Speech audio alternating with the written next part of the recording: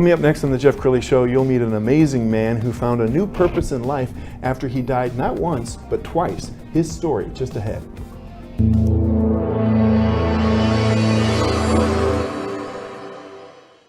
Many are predicting that the worst is yet to come, which is unfortunate, said one person here. Until now, they've enjoyed the reputation of being the nation's icebox. Watched a burglar in his home this morning by webcam. As a journalist of over 25 years, stories are what make my world turn. Reporting live from the Dallas newsroom tonight, Jeff Crilley, Fox 4 News. But in 2008, I took the jump from my familiar life and started a PR firm from my home. We're talking about anyone with a camcorder like the one I'm using becomes a television network. We started slowly growing the company, and we now have over 100 clients, and we've branched into the world of live digital broadcasting. I now own 8 different TV studios and have a huge team, and the stories that I now get to share are sometimes the most important of my life.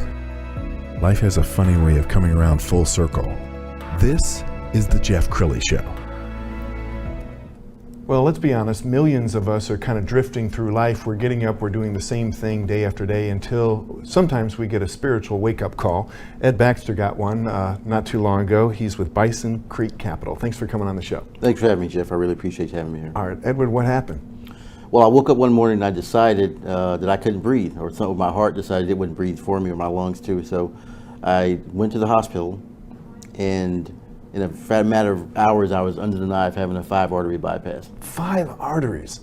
I mean, when we were talking about that before the show, I was like, okay, quadruple, it's quintuple? Quintuple. And I have trouble even saying that word because you never hear of something like that. Had you not had a checkup in a while, or tell me how it got to that point? There are probably a number of different issues that played a role in getting to that particular condition, but all the major arteries to my heart were all blocked, which obviously kept me from breathing. The issue is that I did not have a heart attack, which is good. Otherwise, you can't perform that particular type of surgery. So the goal is you remove one artery from another part of the body, you take that artery, you splice it, and you put it in place of the arteries that are actually not working. So you end up replacing all the bypass. So how did that cause you to take a different look at your own life and your purpose on the planet? Well, I was a hard charger. I never rested. I never took a day off. I was always pushing for that next thing. And what I realized was it's all really kind of fleeting. And once you go through something like that, it gives you a new perspective about what it is that you think you want to do, what it is you think you have to do, and what it is you think you will do. And you like helping people, don't you? You have a career in financial services and now with Bison Creek. In fact, you got to tell us the origin of the name Bison Creek Capital. I love it. Well, Bison Creek Capital is the brainchild of a trip to Montana. I have 2 uncles that lived in Missoula and Montana. And ultimately, those uncles we go fly fishing, and ultimately went to a place called Bison Creek. And ultimately, the name of that place was so unique and so cool to me. I thought, why not make a business out of it? So that's what we did. All right, tell us what Bison Creek Capital does. Bison Creek Capital is a consulting firm that helps companies build an optimum capital stack. In other words, if you're taking a company public, if you're raising capital, if you're trying to create the optimum way to get investors interested in your product or your capital or your company, we teach them how to do that in addition to taking them public with the right format for doing so. And capital really is the lifeblood of all companies. Are some owners that you come across just not really truly paying attention to how much savings or debt that they need to be successful? Any company has to be very careful about how it raises money. It can be debt, it can be equity, and some combination of either one. What Bison Creek does and what optimizing that stack does is make sure that you retain the maximum amount of a company that you can based on the amount of investment capital you bring in. And we kind of saw that with the pandemic. There was a lot of companies that were it not for the PPP loan program, they would be under right now, wouldn't they? Many of them still are, for the most part. The pandemic was very difficult for a lot of different businesses. And unless you have the right amount of capital in place and the right amount of places, it becomes very difficult to survive. Okay, tell us about next year, because I'm starting to feel like the pandemic is starting to look like it's in our rearview mirror, knock on wood. What are you anticipating for next year? I think next year it will probably be a pretty good year. I think we'll be opening up even more and more as an economy. Some of the bigger economies like California, Nevada, New York, they're opening up even more. That makes a difference as people start to consume more. The challenge we all have right now is inflation. Prices at the retail level are really hurting people and causing a lot of, consternation when it comes to how they consume. So Other than inflation, I think the economy will continue to roll on. Plus, with the amount of money that's being flowed into the economy from the government, this new $1.5 trillion infrastructure bill, those things bode well for, I would say, magnified growth. We'll see what happens after that year, though. What kind of clients do you like to attract? Is it small business, mid-sized business? My client is a guy who has a company they're interested in taking public, someone they're interested in actually having someone take a really aggressive approach to how they do that, and obviously giving them the chance to make sure they maintain the maximum amount of their company they can once they either go public, go into a sale, or in a position where they're doing some type of transition.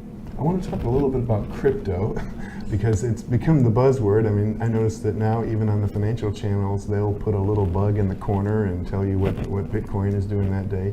Tell us about crypto and your interest in it.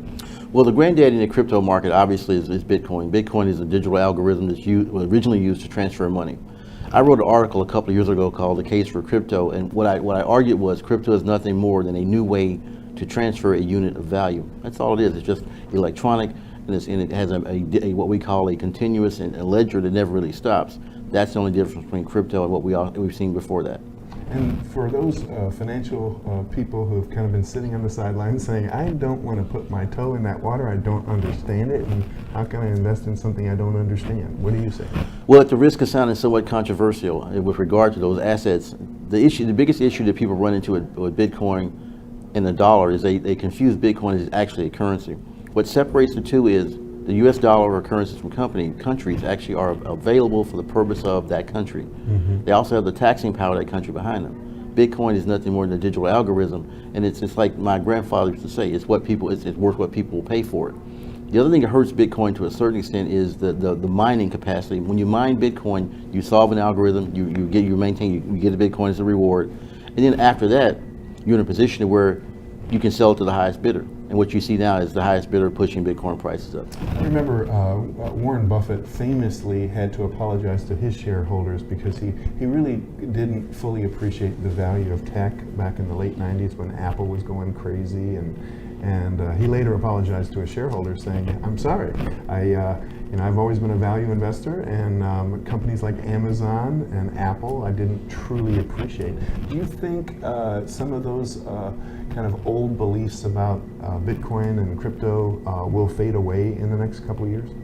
I think if you look at Bitcoin as a currency, I think it's not dissimilar to what we saw from 1996 to 2000. I'm somewhat of a financial historian, and history has a lot of bubbles that have occurred like this from an asset standpoint. The closest we've had to Bitcoin is the internet bubble we saw between probably 2000 and 2001, where you saw companies like Broadcast.com, which you're familiar with, and other companies that had outrageous valuations, but ultimately were kind of blew up at the end. Yeah.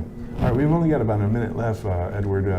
Look into the camera on the right, that's your viewer. What do you want to say to them about not just Bison Creek Capital, but investing in themselves in the coming year? Well, I'm the author of a book called Swindle Proof, and I would say that most investments you make, you have to decide, how does it feel? Does it feel okay? Is my subconscious okay with it? Any investment you make, any endeavor you make has to come from inside. If you take that approach, you'll be perfect. Outstanding. Edward Baxter from Bison Creek Capital. The website is bisoncreekcapital.com.